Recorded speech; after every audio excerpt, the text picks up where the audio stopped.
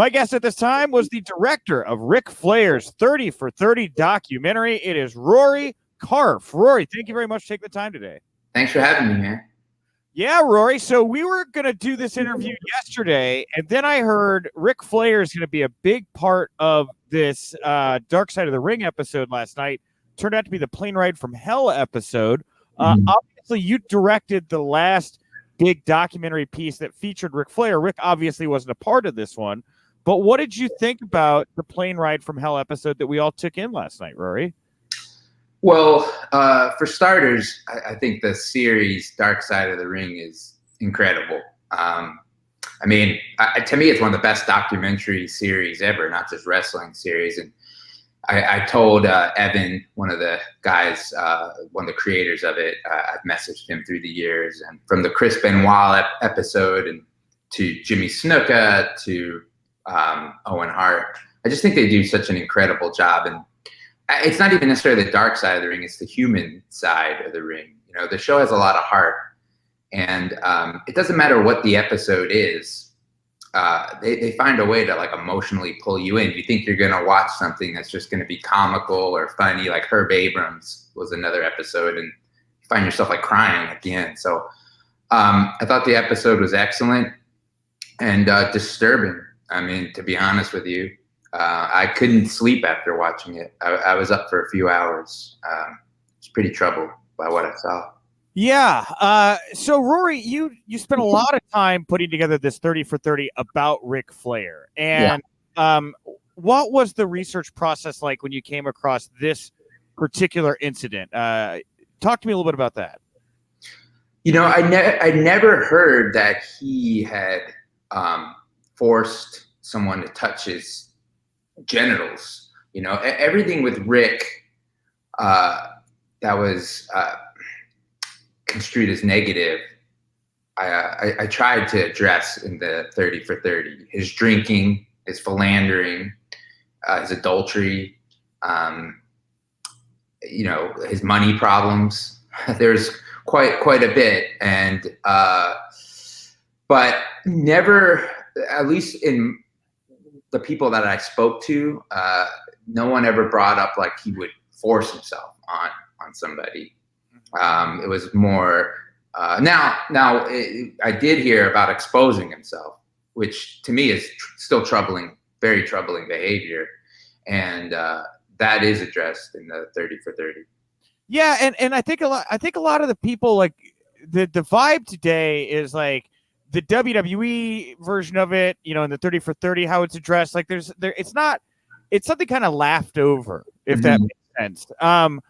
Were you surprised that was the way that a lot of the wrestlers and the people in Rick's orbit reacted to these kinds of incidents? Like, what was your reaction real time as you're hearing them reflect on these things and describing what, you know, today looks like some pretty dark stuff, you know? Yeah. I mean, I saw there was an article on Deadspin about it, and I read it today. I think it's a pretty valid criticism, you know, in the film. It's one, you know, some of the wrestlers kind of jokingly talk about it, that he would expose himself. And in our story, he was like exposing himself to the wrestlers. But there's another story in the 30 for 30 where Greg Gagne talks about him doing it at a fraternity house to like girls that were coming up. And that's kind of, you know, told humorously as well. But, you know, as the director, I'm kind of responsible for the tone, and the tone is humorous. Mm-hmm. So it's something when I look back on it, I wonder, you know, I would say I think it's a mistake, you know, that I made. Or if we went with that, we should show the antithesis of the results of that kind of behavior, which we did in other areas of Rick's life in the film. Like he jokes a lot in the film about just being a philanderer, but then you see the results of that from talking to his children and his ex-wife. And you see that there's kind of victims to this kind of lifestyle. His drinking, you know, people call him out on some of this behavior. So it was important for me at the time, if somebody kind of looked at that behavior, including Rick, sometimes he would tell a story smiling, you know, but then you see the other side of that. And that's, as a filmmaker, that's what I try to do, is give kind of both sides, or or leave things maybe a little ambiguous and let the viewer figure it out. Yeah.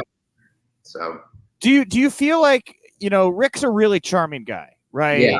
And, that seems to be why he was able to get away with so much for so long, is just because of the charm that he had about these types of things.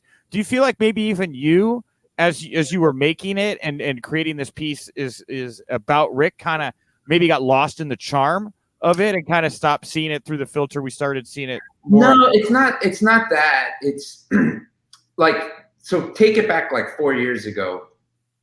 This is the very first wrestling themed 30 for 30, and really the first kind of WWE involved project that WWE is not producing.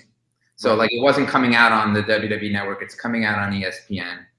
So I would compare it maybe to like the Michael Jordan thing, The Last Dance, that film series, where you have the person's participation, and that's a really big part of it.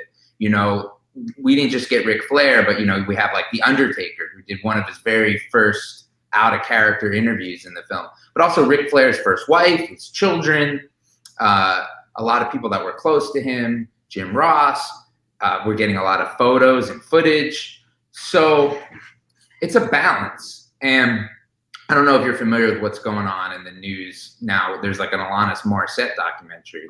I've heard about it. She's not in favor of it. I know that. So she did an interview and participated in it and was a full participant. And she saw a cut, and I don't know the exact details of the film. I haven't seen the film, but she was upset about something in there, and the filmmakers didn't want to take it out. So it is a balance with access versus, you're getting access, but you also want to have the truth in the film. So that's what, it's like a balancing act, tripwire. And there were things in the film that we fought for, like I fought for, that I wanted in. And I can list some of them, but that I felt that I wanted to be there, that I was asked to take out, or but hindsight's 2020. And when I watched the clip of the plane ride, especially, it was a different plane ride in the 30 for 30. Like, they're not talking about the plane ride from hell, or I'm not. So, but I don't know. It made me not feel good about it, watching it. So in hindsight, I think I would have done things differently. Yeah, hindsight is 2020, right? So like, you talk about some of the stuff you fought for. What is some of the stuff that like you fought for that you wanted to see included that maybe others didn't want you to be putting a light on, I guess? Yeah, a couple things. So these are just off the top of my head. A big one was that he said he masturbates twice a day in the film. And this was coming from ESPN. They said it wasn't like kind of relevant to the story that we were telling. And I said, well, he just mentioned that he slept with 10,000 women. So to me, it showed like a compulsion, like a sexual compulsion. Like, if you're sleeping with a different woman almost every day of your life, and you're still masturbating twice a day, like, I thought that was one of those things that kind of revealed something without like hammering you over the head with it. He's telling you a fact. So I wanted it in the film. Now, they didn't want it out because they thought it was like scandalous or something. They just didn't, it was just more like a creative, subjective thing. Like, what does this have to do with like his drinking or something? So to me, it was more like a compulsion problem. And when you come to a realization like that, I hate to cut you off, but like, do you have an inkling maybe there is a darker side to this compulsion? Oh yeah, definitely. Yeah, for sure. I mean, there's a part in the just the like. There's footage, and another part is the TNA footage, the TNA wrestling footage that's in the film, where like Ric is bleeding heavily and his pants are getting pulled down. And Chael Sonnen is an MMA fighter, and he kind of makes a comment in the film, like that Ric Flair always could be the man, but he couldn't be a man, meaning like just lead a regular kind of normal, boring life. And I can't remember exactly who said, well, first of all, they're like, why is Chael Sonnen commenting on this? But I'll tell you why I picked him, and you can agree or disagree with it. He had just retired from mixed martial arts at the time. He was working for ESPN. And I thought it would be interesting to have an athlete that's not a wrestler comment on it. And he's a good public speaker. So Well, and Chael has ties to the pro wrestling business as well. I mean, yeah, he's a wrestling fan. He was a very friendly guy. He knew a lot. So I think Rick himself said, like, why is he in here? He's not my friend. And I kind of pointed out, yes, like that's why he's not in here. He's not, we wanted that perspective. And to Rick's credit, he wasn't like this needs to be taken out. Like, he was upset by some things that were in the film. Rick was. He was upset that Jim Ross called him an alcoholic. Yep. He was upset that his son, David, basically called him out on being a neglectful father. But he never told me to take it out of the film. And I think it's important to note that, because I've been in other situations with celebrities or athletes where they want that stuff out, and they will like fight you tooth and nail. So, I think we had a trust there. And this is another thing too, Nick, that's important. Before the 30 for 30, I'm a huge wrestling fan. I grew up a big wrestling fan. I used to see Ric Flair wrestle in the NWA at the Philadelphia Civic Center when I was a little kid. So, I grew up somebody as a fan. I would always be kind of disappointed by a lot of wrestling documentaries, because they would always fall in one or two categories. They would be overly simplistic, like treating you like you know nothing about wrestling and it's just like this fantastical world. Or they were very dark, like just the underbelly of the horrible things about wrestling, which there's plenty of, So I was trying to strike a balance between both, that he's an entertainer and he's a big reason why people love wrestling today, and what they love about wrestling. Like, you're a wrestling fan. It's like, what do you like about it? Well, the athleticism, I would imagine, but also escapability, the storylines. And he kind of he kind of embodied that. So I wanted to capture that in the film. I didn't want to just be burying the guy. I wanted to show why is he revered so much. But at the same time, what makes you great can also be your greatest downfall.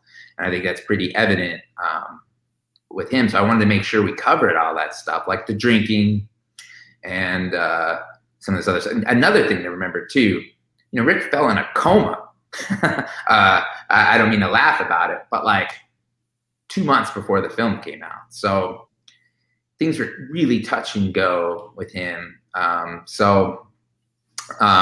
It was almost in some ways a miracle the film came out. Yeah.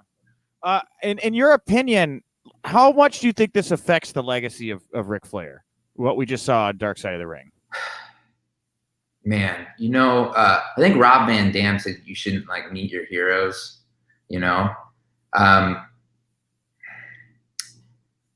as a wrestler, I don't know. I guess like I'll ask, do you think you should separate the two? Like there's the body of work and then there's the human being, and there's two different things, like Bill Cosby was a great comedian, arguably, or he had a TV show that really transformed sitcoms, but he's a convicted rapist. So where does that land on Bill Cosby? And I think that's a personal preference, right? That's kind of person to person, right? Yeah, so like with Rick, I think, he's done awful things. I don't think, to me, like just cheating on your spouse so brazenly, to me, is a wrong thing to do, So I don't think that should be admired. At the same time, as an entertainer, he's, to me, one of the greatest entertainers of all time, as a talker, as a wrestler. Where do you separate that stuff, I guess, is the question. I guess it's a similar thing. And I'm not putting Rick in this category. He did not do what Chris Benoit does. But it's like, where do you separate that? Like, that guy was a great performer. His friends talk about him, like Chris Jericho and things. So there's like nuance there. I don't know if it's so black and white, the human being versus the wrestler, athlete, celebrity of it. So when you were researching the film, right? Obviously, like you say, you hadn't heard of assault. You'd heard of things that made you very skeptical, it would sound like, and definitely raise an eyebrow. But there's like other allegations out there about Rick. Obviously it seems like he's, had some racially insensitive comments in the past to other performers. As you're putting the film together, did topics like that come up, and you have to decide, how much focus or not focus we want to put on some of these things that are really damning accusations that there are out there about Rick, Yeah, I never heard the race thing. I mean, maybe, I guess it's what you're looking for. I wasn't also looking for it. I wasn't trying to find it. It was more about the yin and the yang of this. It was really about the guy who lived his lifestyle. Like Hulk Hogan didn't live Hulk Hogan. That wasn't the guy he was, saying his prayers, eating his vitamins. He was playing a complete character. By all accounts, Ric Flair is the guy, for the most part, that he's playing. So that led to him having a lot of success in wrestling, and also in a way becoming very relevant, almost like full circle via YouTube. Like the first ESPN 30 for 30 was on Ric Flair, not on Hulk Hogan, not on other great wrestlers like Bret Hart or Steve Austin or The Rock. And I think it was because of that, like what made him great, was also something that I'd mentioned is like his greatest problem, or greatest issue. It's like that two sides of the coin. So, I don't know. It's like, I think now, like with Twitter and different things, it's like we want to have like a very succinct, easy answer. And it's shades of gray. Like when someone treats you really personally in your personal life, treats you really nicely, which he really did to me. He was always really nice. And I don't mean just like paying for dinner or things like that. I mean like in conversations, in respect. Rick is a very charming man. I've interviewed Rick half dozen times. I visit him in the hospital after he had his coma, when he had a catheter in him, and like I helped take him to the bathroom. I mean, you bond with someone when you work on a film. At least I do. It doesn't matter who it is. So yeah, I think this stuff though, I did a film called I Hate Christian Laettner, another 30 for 30, right? And there's a scene in the film where the entire arena at LSU is chanting the F word at Christian, not the homophobic slur F word. I'm talking the entire arena is chanting this. You're talking 18,000 people, just completely accepted in 1990. But, we hopefully evolve as human beings. You realize this isn't acceptable, and there's been this Me Too movement in the last couple of years. And, I think things should change, and this attitude of, kind of the boys will be boys, what are you going to do? It's not acceptable, So I think it was definitely evident to me watching the Dark Side of the Ring. So that brings me to kind of something I really wanted to ask you about as well, which is when you're doing a sit down, like earlier we were talking about access, right? Mm-hmm. And how you're trying to find that balance of wanting to tell the truth, but also get access. There was a really glaring moment at the end of Dark Side of the Ring where Tommy Dreamer said boldly and confidently into the camera something that was akin to what you're saying there, boys will be boys, even a bit of victim shaming. I think a lot of people glean from that as well. When you have something like that where somebody drops their guard and shows you their real selves, and you look at this and you say, this is going to be bad for this person. Yeah. Right? Like this is going to be bad. Right. And Jason and Evan dropped that particular clip at a moment where you're a complete emotional mess. And, I'm watching this with my girlfriend and she's like, fuck that guy. Right. Mm-hmm. How do you handle a moment like that or a piece of content like that is just going to really do harm to somebody's career if it is included, in the documentary? That's a great question, because I'm just speaking for me. Like, I don't want to hurt anyone. Like, that's me as a person.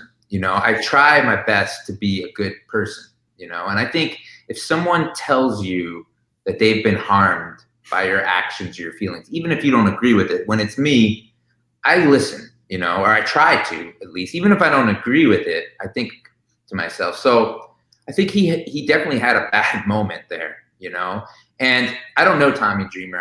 I've never met him, but the question then becomes, should that moment encapsulate his whole life?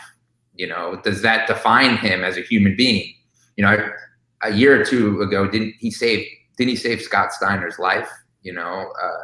I think the issue with Tommy is, kind of like what you were saying earlier about how there should be a reflection of what happened here was wrong. Yeah. And that was 20 years ago, and we've grown, and the lack of remorse or growth from that moment, I think, is what, I think that's a good point. I mean, we live in he mentions it in the film about kind of like cancel culture. Like he said, he kind of joked, I'll get canceled for my double ponytail. He was kind of making light of it. And I see now sometimes someone will get canceled for something really dumb they said when they were in high school on Twitter. Right. And personally, I believe that if you make a mistake, you should, if it's not an overly egregious mistake, like you haven't assaulted someone or something like that, but you said something wrong or insensitive, you should be able to atone for that. We're human beings. We make mistakes. I make mistakes. I think if you're not willing to learn or listen, that's a current problem, it's not just about the past. It means you're hearing something today and still brushing it off. So, I don't know the circumstances, with his interview, and I'd be interested to hear what he has to say about it. He's a father, right? Doesn't he he has daughters, doesn't he? So I believe so. Yeah. So, I mean, I think that's, what would he think if his child was in that situation on the airplane, and someone grabbed their hand? I think, when you look at it like that kind of situation, I found it was really, the show was really profound, which is a way they are able to do that, the filmmakers, in a really genuine way, which is a lot easier. It looks easier than it is. It's very difficult to do that. If you think about just getting the flight attendant that's in the episode, first of all, they had to find her, which is not easy. Then they had to get her to participate, and then open up. And what she said about the truth at the end really struck me. That the truth, I'm paraphrasing, isn't always the easiest thing, but it's the right thing. So, you do a show with Sean Waltman, right? X-Files, who I think, would tell you he has things in his life, and he's told me that he's not proud of and that he's atoned for. And one of his close friends, I don't know if they still are close, or Scott Hall, and you hear about him in the show, and he has all kinds of history. So I don't know, what the right answer is about, the company you keep. If you have a friend in your personal life who does something wrong, do you just get rid of them? Do you try to get them help? Do you say, well, I don't agree with your behavior at all, but you're still my friend, and I'm not going to throw you under the bus? So I think it could be that way with Rick, like you mentioned, he's very charming, and some of these other wrestlers might not agree with his behavior, but maybe he's done them favors before, been there for them when they need them, or you know what I mean? So there's a very unfortunate protect the boys at all costs mentality. Yeah. In professional wrestling. And I don't really know what it's going to take for it to break. I do know that, like what you said, it wasn't just Rick. Scott was also mentioned, and then there was Brock Lesnar, exposing himself, and Terry Runnels breaking down crying. Well, that's why I think AEW is so important. And on a really big scale, I'm a really big wrestling fan. I've always been, maybe not as much currently with the current product, but I was really good friends with the actor Luke Perry, who's one of my close friends, and his son wrestles for AEW. So I follow AEW really closely. And everything you hear about and read about is that Tony Khan tries to do the right thing. Now, it doesn't, I don't mean creatively, I mean as a human being, as far as how the people are treated, that whether they're older people, they're not just disposable. You know, he's not making massive cuts right when the pandemic takes place. He's not sending people their belongings in garbage bags. He's not screaming and yelling at people over headsets and demeaning them. You know, people aren't a product. And I think that's important, you know, that he's coming up. And so I'm really rooting for that company to succeed. And, you know, that maybe will change things. You know, I did a series with CM Punk. I know him a little bit. It was a UFC series, but like he walked out of the WWE. And it wasn't just because like he didn't like his spot on the card. I don't think he liked how things were done on a human level. And he's come back to AEW, and at least right now, I mean, I can tell a difference of the guy in his face. Like he looks happy. He looks like he's happy to be there. So I think, you know, as far as things changing, you know, maybe it'll take another organization like an AEW or just new leadership in a company like WWE. So, you know, in the Dark Side documentary, they do mention that Vince McMahon is on that flight for the entire time. He is separated from the chaos in the back by a thin sheet, right? Mm-hmm. And it's Jim Ross back and forth. Is something like this, does it signal that it is time, not from just a creative standpoint, but from a cultural standpoint, that there really does need to be a man? Is it time for Vince to go, is this all getting too much, and it's time for a complete change in the top culture of WWE, in your opinion? Well, I don't know. I mean, I don't know like the current culture of WWE. I'm not really aware of it, you know, so I don't want to speak. I only know like I talked to some different wrestlers just through my interactions through the years, you know, and I mentioned like, I remember Mickie James had posted that thing about the garbage bag, and I know Nick Aldis. We've texted before. I know James Storm. You know, like, so you hear about that stuff, and, you know, I can tell you, like, as far as like big companies, and the culture starts at the top, you know, in any company, and what's acceptable. So whoever's in charge of WWE, if that behavior is not acceptable, people aren't going to do it because they'll get fired. So it's right from the jump. You see that. I used to work at a company, NASCAR, and there was a person at the time when I was there, and I didn't agree with how he did things. But the way he did things starts to trickle down to how everybody starts treating people. Then that person was removed, a new person comes in, and like the whole culture can change of how things shift. So I can tell you, like, I have a company, and if something happened when I'm on a shoot, even though I didn't do it, or maybe I wasn't even there when it happened, I feel responsible for it. That's what being in charge is. That's what being a leader is.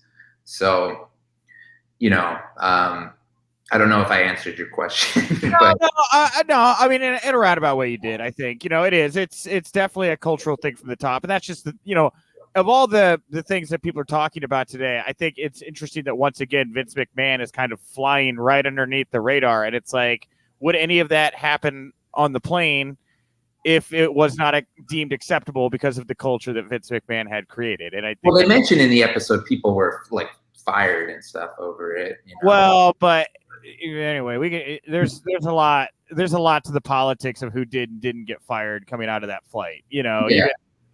You know, well, I wanted to definitely talk to you though, because I do I don't take myself very seriously, but I do take like the work seriously. And I was really proud of the Ric Flair 30 for 30 Nature Boy. Should be. It was really well done. It was really well done. Yeah, I mean, yeah. But I do think the criticism of it. I can't remember that person who wrote the article. Their names escaped me. But there was an article. Someone wrote about it, and they clipped off the clip from there. And I think it's a valid criticism. So as a filmmaker, as a person, I want to be open to criticism. And, you know, looking back, I don't want to have been a part of I don't want to be someone who gives that kind of behavior a pass, you know, or just like, especially if it causes someone else pain. I think that's what really struck me is that on the episode, the flight attendant said, like, you know, some of these guys go back to their hotel room and they pass out and they have a headache. but she's crying in the shower. It's something that it seems still affects her to this day. And I think, if we're going to live in a society that cares about people and each other, we should listen and take that stuff seriously. I agree, Rory. Well, I want to thank you for the time. It was total kismet that we wind up having this conversation today on the eve of the Dark Side of the Ring episode, but definitely hope we can reconnect here sooner than later. Maybe have a little bit more fun conversation, Rory. Yeah. That would be nice. But for now, we'll put a pin in it. Where can people go to find you, follow you, support you, all those wonderful things, Rory? Well, my website's rorykarpf.com. I have a Twitter. And, I've kind of ventured more into the scripted world. I wrote and directed a movie over this past summer, that I'm currently working on. So hopeful for that. And, yeah, man, continued success. And I like the new podcast that you do with Sean Waltman, And I think, Sean Waltman to me is a great example. I've met him, we had lunch and dinner, and I'm not going to pretend like we're best friends or anything, but we've hung out enough. And this is a guy who was on the other side of it by all accounts, someone who had a lot of problems, a lot of issues, and seemingly has done the hard work. And that's what it takes, hard work to become a better person, So I think not excusing that kind of behavior and then the people to actually look in the mirror and decide that they want to be better. And he's somebody that has done that. So I think that should be applauded.